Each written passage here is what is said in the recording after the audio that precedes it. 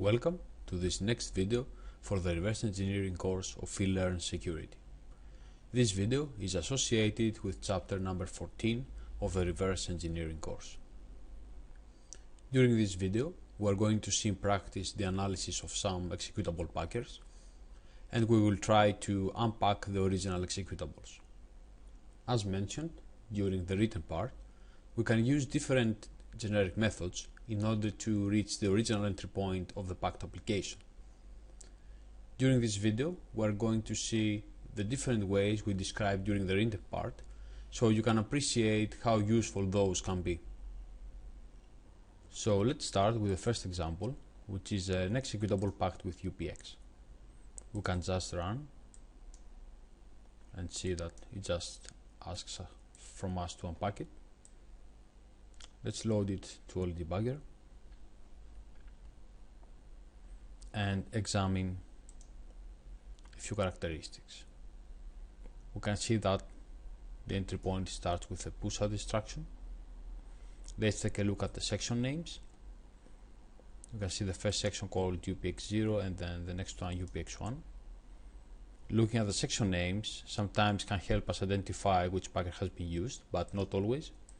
Remember that a section name can be easily changed manually, so if in some cases we see UPX0 or UPX1 in the future, and this is also an advice for you, don't immediately think that this is packed with UPX. Could be just a trick. Let's take a look at the section characteristics. Let's scroll down. We can see that the UPX1 section has execute read and write access. So, and you can see also that the entry point is at the same section. If we scroll up, we see that the beginning of the section is 4, 4, 5 and 3 zeros, which belongs to the beginning of the UPX1 section. So the access rights for this section are execute read and write, which is quite dodgy because we know that normally an executable in the sections that have execute permissions will only have execute and read permissions and not write. And we also see that the entry point is not at the first section, it's at the second section. So this is also another clue to understand that an executable has been packed. So let's investigate first close to the entry point of the stub of UPX, and we can see a jump right here. Let's place a breakpoint and run. Once we stop here, we just press F8 to step over these instructions, and we are at the entry point of the application. You can see here the first API is called, which are calls done by the compiler. This is compiler code. It's a standard entry point for the, as we saw also from the written part, for the Microsoft Visual C++ 6 compiler. So let's try to dump and unpack it. So we uncheck this because we're going to use another tool to rebuild the imports. Dump. Let's dump this as UPX_dump.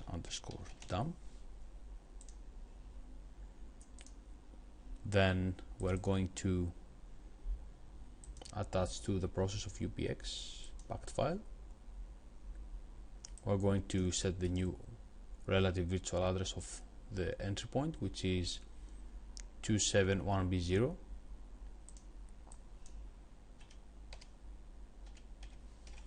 You can see also this when you do dump here.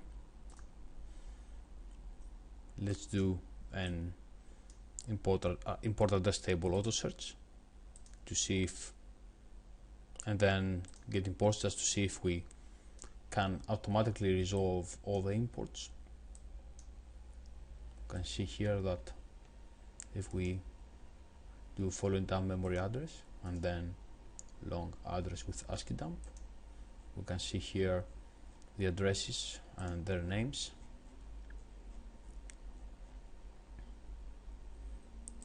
So here are the pointers. This is like a list of pointers to the corresponding APIs, and all the debugger resolves their names, so it displays their names here. So we can see that import constructor found the first API to be reclose key, which indeed it is. Let's see what is the last one. It's OLEUEBA. Scroll down. So it seems that everything is fine. Let's fix dump and select the previously dump executable. And it has been saved successfully. It's this one. Impreg adds an underscore. So let's just run, and it works. Let's now load the unpacked one, and you can see that we now start from the original entry point, and the executable is completely unpacked. This is an extra section that importer constructor added in order to add the new imports, which are those of the original executable. So pretty much it was straightforward for UPX to dump it, find the original entry point, dump it from memory, and fix the imports. Let's now go on with another executable, packed this time with ASPAC version 2.12.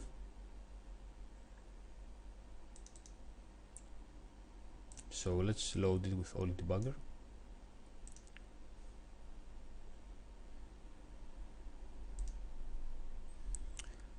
You can see that the entry point looks different. It's another packer.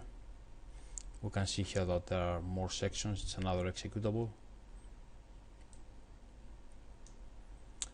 And if you scroll up, you can see that the entry point is at the section starting at address 4D and 4 zeros. This one here, again, it's not the first section, so we can understand, again, we have a clue that this is a packed executable. So let's now this time use another trick, because now if we just go and look at close to the entry point, might be much more difficult to figure out where the extraction that's going to bring us to the original entry point is located, and sometimes it's not even possible. So we're going to use the ESP trick that we explained how and why it works during the render part. So let's just execute one instruction. Push out saves all the general purpose registers in the stack. You can see that the last register value pushed is the one of EDI. So let's follow in dump and place a hardware breakpoint on access on this address here in the stack. Let's press F9 and run, and we see that the execution stopped because of hardware breakpoint.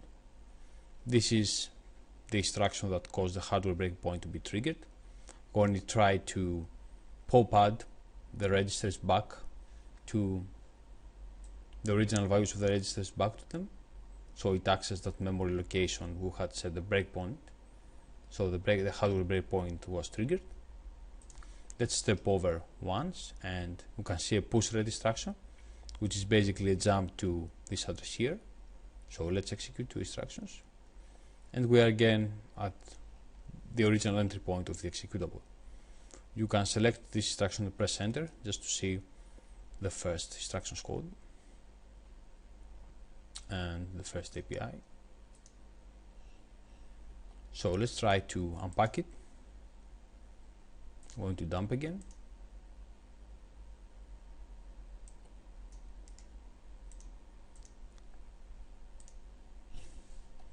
Let's save this as aspack dump.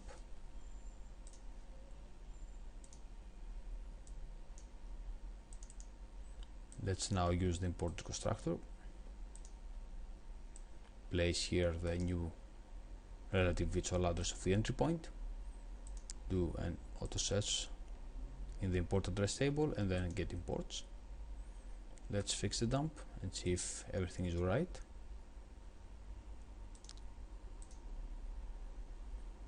So this is the new unpacked file. Let's run it. We see that it works.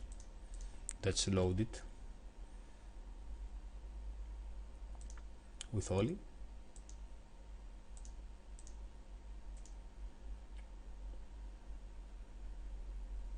And we can see now that the executable is unpacked. The execution starts from the original entry point.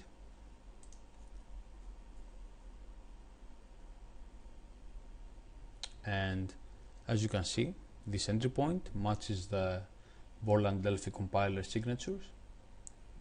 You can take a look at the written part where we described some common lookalike entry points for non-compilers.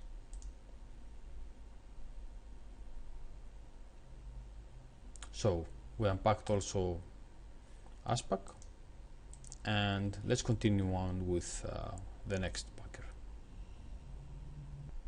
So let's now continue with the next packer. We are going to examine an executable packed with p compact. As you can see, we have also here another one. The difference is that this one also performs a basic debugger check in the p compact's packer code. So we're going to see this later. Let's load this to Oli debugger. Go to options, debugging options, and ensure that the settings regarding the exceptions are just like you can see here. We don't want the debugger to automatically pass the exception to the application, so that if an exception occurs, the execution is going to stop and the debugger is going to notify us about the exception occurred. So if you see here at the entry point, if you start executing a few instructions, you're going to see that the packer is setting up its own custom exception handler.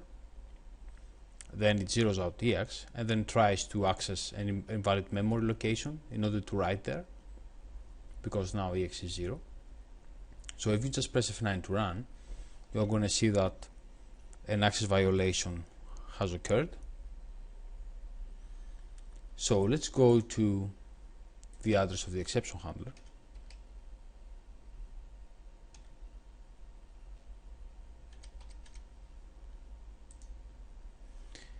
And we can set a breakpoint here. So place a breakpoint and then press Shift plus F9 in order to pass the exception to the application, so that we're going to reach the exception handler. Now, once we stop there, let's scroll down a little bit, and we can see that there is a jump EX instruction here. So let's just set a breakpoint hardware execution here.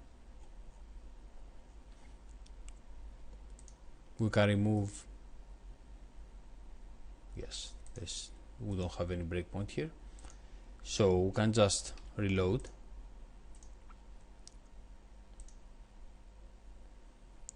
Press F9, and when the exception occurs, press Shift plus F9, and you can see that we stopped at the jump EX instruction.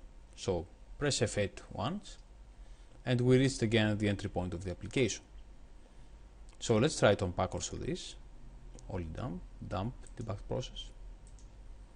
Copy the new relative virtual address for the new entry point. Dump. I'm going to dump this as p compact.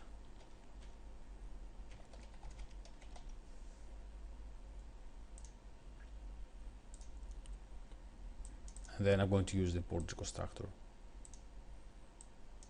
to fix the imports.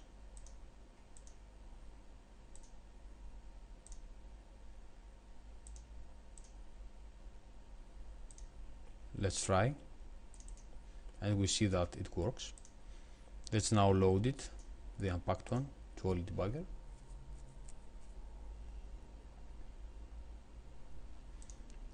And we can see that now we start from the original entry point.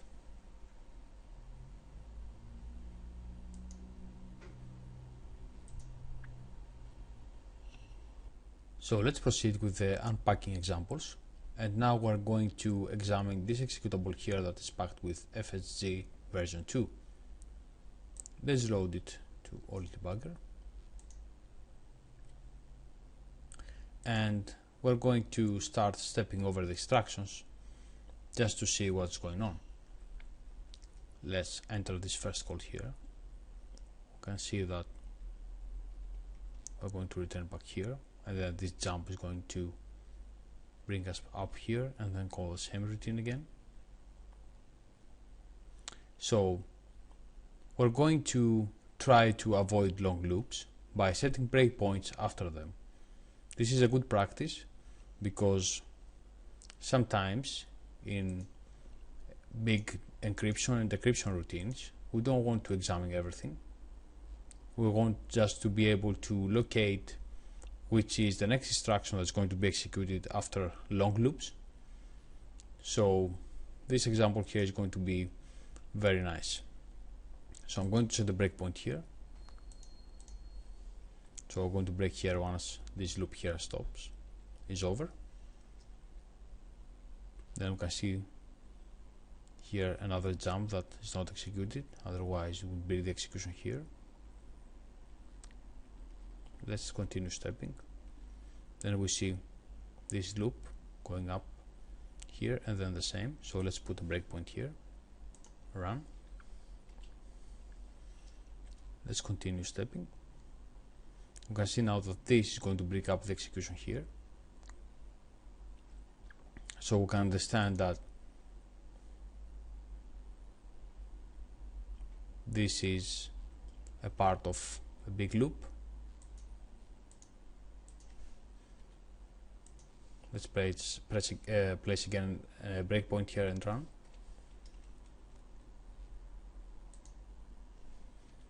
Again here. So we see that now this jump is going to be executed. And this is going to bring the execution up there. So we know that this is, let's say, the outer loop for looping, and there are some inner loops here. So let's find the condition that is going to bring the execution out of the main loop. We see that this is going to bring the execution here. We're not interested. This is going to bring the execution here. Again, it's not the one we're looking for. But this one here, when it's going to be executed, it's going to jump here, avoiding the jump to the main loop. So let's press a breakpoint here, place a breakpoint there, and just run. Once we stop there, we continue stepping over. We see that it's going to call load library to load this DLL here. Let's step over. We see that this jump is taken, so we bypassed this instruction here. And then it's going to start resolving the imports. You see now it's going to find the address for this API here using a call to the getProc address API. So you see that the return address is in EX. I mean the address of that API that I was looking for is returned in EX, and then it's going to store that address where EDI points. So let's see this, following down. Let's execute with a fade. You see that is writing the imports, is going to build the import address table of the original application.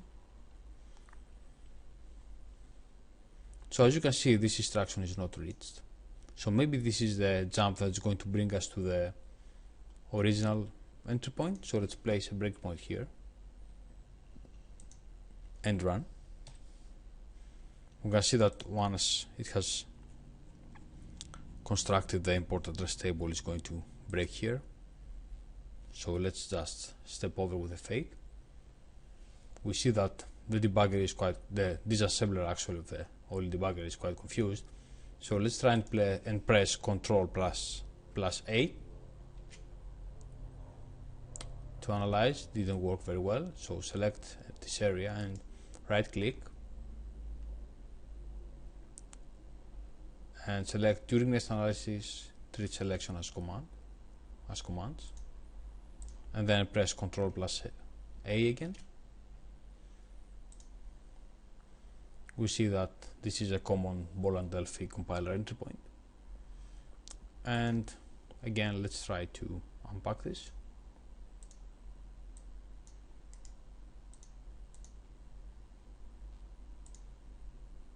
Let's save this as FSG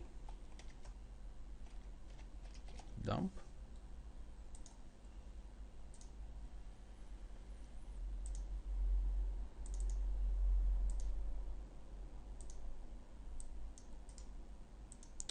Let's do an automatic import address table search and then get imports. We can see that it only resolved addresses to CAN32, and obviously this is not the whole import address table.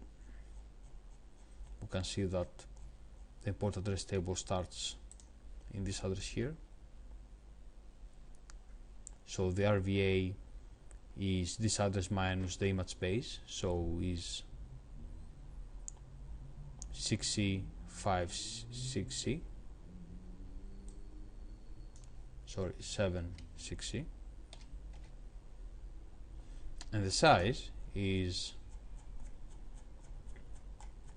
if you scroll down until the last one, the last entry in the import address table is this here.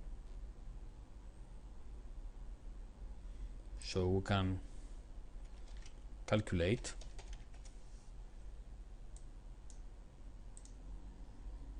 from 46E D94 minus the beginning of the import address table. So it's minus 46E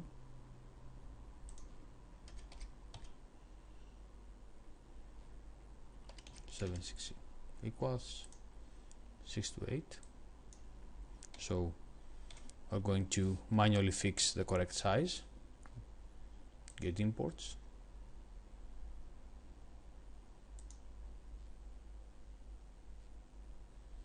we now see that. So let's do again any other search. You see that it gets confused. So let's write this again. Let's press on show invalid and then right click cut funcs to delete the invalid pointers, which sometimes are placed between the pointers to APIs that belong to the same dynamic link library. And then fix dump,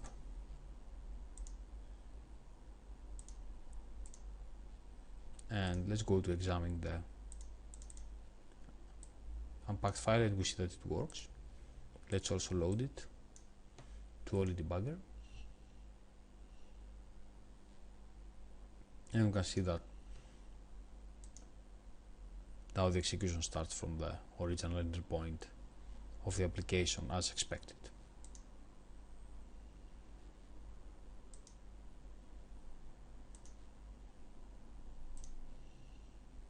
So let's now continue with the next packer by examining an application packed with the WinUpack packer. So let's load it with Oli debugger, and you are going to immediately see this error message. The debugger says that it is probably a damaged or unknown format of a 32-bit executable. This is because WinUpack modifies the header of the packed executable in a way that some tools will not work good with those changes.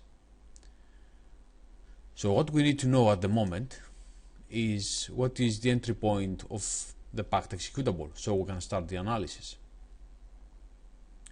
So let's use the knowledge we have acquired till this point. Let's dump the PE header and try to find the relative virtual address of the entry point.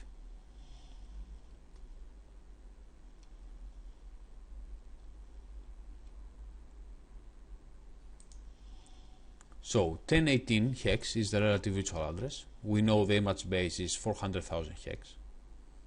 So if we add up, we can know the entry point of this executable, so we can start the analysis of the packer. So let's place a breakpoint here and just run. And now we stopped at the entry point, so we can now start analyzing this packer. So let's start stepping over. We see that it's going to move to ESI, this value here, and then it's going to retrieve the value that is stored inside this memory address. So if we follow in dump,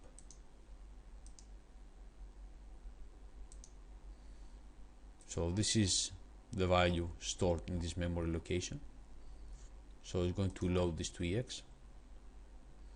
Let's keep that address in mind, 4271B0. And let's now have an overview of what is going on. Let's just step over. We can see here at this point that there is some loops. So let's press a breakpoint here and run. Generally, when you deal with packers, it's better to use hardware breakpoints, especially when there is self-modifying code. Otherwise, you can break the decryption.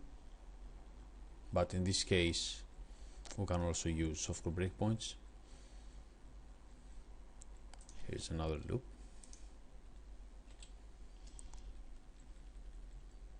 So we can just again avoid looping here and place a breakpoint here and just run.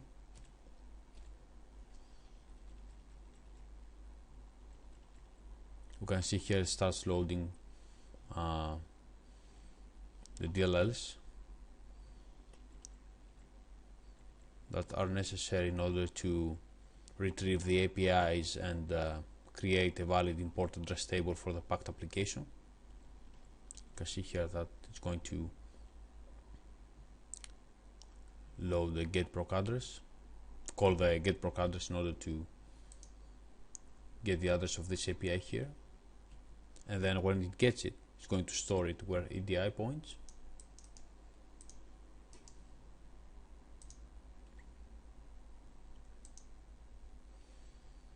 So as you can see here, there is just a loop retrieving the addresses of the APIs necessary for the executable.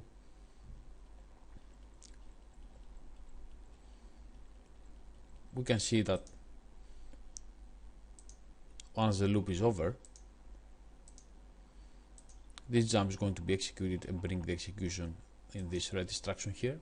So let's place a breakpoint here and just run.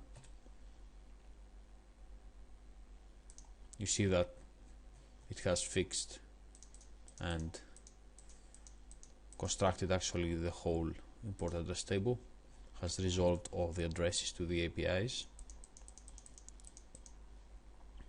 And you see that the red instruction is going to bring the execution at 4271B0, that address we saw initially. Let's press F8 once, and we are again at the entry point, at the original entry point of the executable. Let's try and unpack it.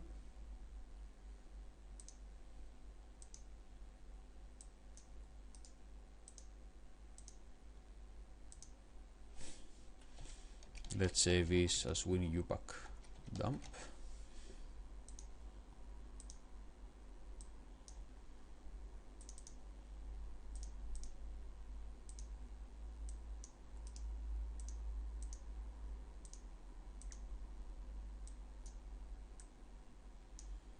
We can again verify if we want if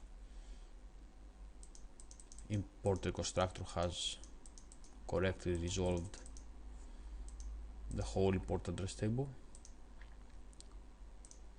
You see the first API is the close key, which indeed is. Let's see what is the last one.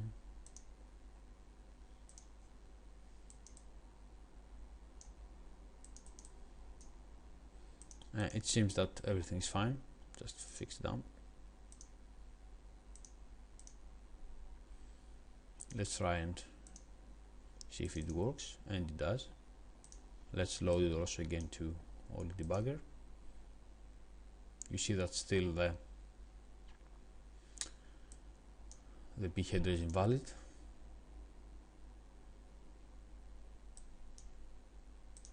But again, we can get the entry point from the P header.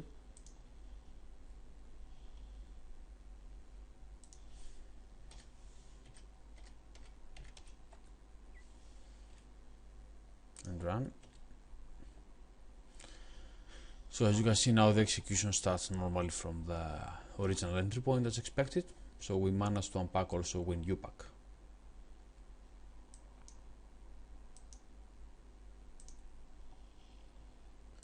So this would be the end for the first part regarding the unpacking demonstration video. In the next video we are going to deal with pcompact again, but this time in this packed executable some extra features of the Packer are enabled. You're going to see that it says that it has enhanced anti-debug plus import protection, and we're going to see all this in the second part of this video.